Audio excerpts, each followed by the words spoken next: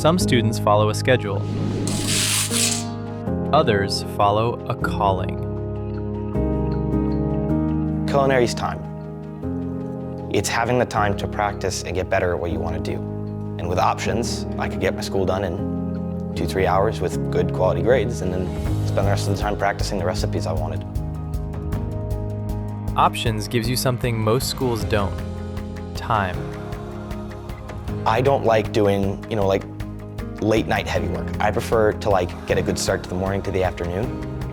But, typical school can't do that. You're stuck there 6 a.m. to 3 p.m. But with options, I was able to wake up 7 a.m., get my school done by 10 a.m., and then come here and spend the time practicing silks. Each thing itself translates into the other. And what I mean by that is the control over my body and the way I move in silks helps me in the kitchen. You can know all the textbooks, you can know everything in theory, but the practice, the experience, that's what matters.